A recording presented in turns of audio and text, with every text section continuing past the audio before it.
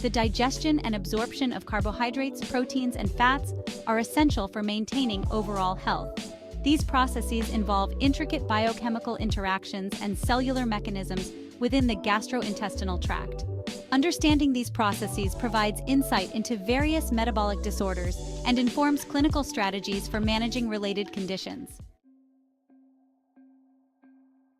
Carbohydrates. Digestion. The journey begins in the mouth, where enzymes in saliva start breaking down carbohydrates. As food travels down the esophagus, it reaches the stomach. In the stomach, proteins are broken down by stomach acids. The partially digested food then moves to the small intestine, where bile from the liver and enzymes from the pancreas further break down fats, proteins, and carbohydrates. This process ensures that nutrients are absorbed into the bloodstream, providing energy and essential building blocks for the body. Absorption. Glucose and galactose are absorbed via the sodium-dependent glucose transporter through secondary active transport, utilizing the sodium gradient maintained by the sodium-potassium ATP-PACE pump. Once inside the cell, glucose and galactose exit into the bloodstream through glucose transporter 2. Fructose is absorbed via facilitated diffusion through glucose transporter 5 on the apical membrane of enterocytes and exits via glucose transporter 2. Clinical application. Disorders such as lactose intolerance arise from deficiencies in lactase, the enzyme responsible for breaking down lactose into glucose and galactose. This can lead to symptoms like bloating and diarrhea due to undigested lactose reaching the colon. Management includes dietary modifications and lactase supplements to alleviate symptoms. 2 proteins. 2.1. Digestion. In the stomach, pepsinogen, secreted by chief cells, is activated to pepsin by hydrochloric acid from parietal cells. Pepsin hydrolyzes proteins into smaller peptides and oligopeptides. Moving to the small intestine, pancreatic proteases, trypsin, chymotrypsin, and carboxypeptidase are activated in the duodenum and further break down proteins into smaller peptides and amino acids. Enteropeptidase, located on the brush border, activates trypsinogen to trypsin. Brush border peptidases convert peptides into free amino acids.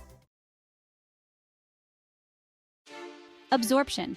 Amino acids are transported into enterocytes through sodium-dependent transporters, utilizing the sodium gradient. Di- and tripeptides are absorbed via peptide transporter 1, which also relies on the sodium gradient.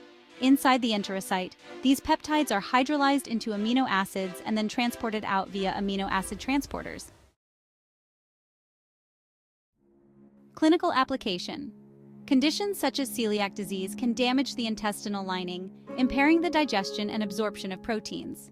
Management involves a strict gluten-free diet to prevent immune-mediated damage to the small intestine and to restore proper nutrient absorption. Fats. Digestion.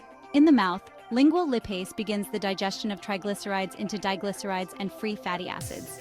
Moving on to the stomach, gastric lipase continues the hydrolysis of triglycerides into diglycerides and free fatty acids. Finally, in the small intestine, pancreatic lipase, activated in the duodenum, acts on triglycerides to produce monoglycerides and free fatty acids. Bile salts emulsify fats into micelles, facilitating the action of pancreatic lipase. Absorption. Monoglycerides and free fatty acids diffuse from micelles into the enterocyte membrane, where they are reassembled into triglycerides. These triglycerides are then packaged into chylomicrons and released into the lymphatic system via lacteals, eventually entering the bloodstream through the thoracic duct. Clinical application. Conditions like cystic fibrosis can lead to pancreatic insufficiency, impairing fat digestion and absorption. Enzyme replacement therapy and dietary modifications, such as increased intake of medium-chain triglycerides, can help manage symptoms and improve nutrient absorption. Cellular and molecular mechanisms. Receptors and transporters. Sodium-dependent glucose transporter 1, or SGLT1, is essential for glucose and galactose uptake. GLUT2 facilitates the exit of glucose, galactose, and fructose into the bloodstream. peptide transporter 1, known as PEPT1, is crucial for DI and tripeptide uptake. And fatty acid transport proteins, or FATPs, transport free fatty acids into enterocytes. Neurotransmitters and hormones. Acetylcholine, or AT, enhances gastric motility and enzyme secretion. Cholecystokinin, or CCK, inhibits gastric motility, stimulates bile secretion and pancreatic enzyme release. Gastrin stimulates gastric acid secretion and motility, and secretin regulates pancreatic bicarbonate secretion and inhibits gastric motility. Conclusion. The digestion and absorption of carbohydrates, proteins, and fats involve complex biochemical interactions and cellular mechanisms within the gastrointestinal tract.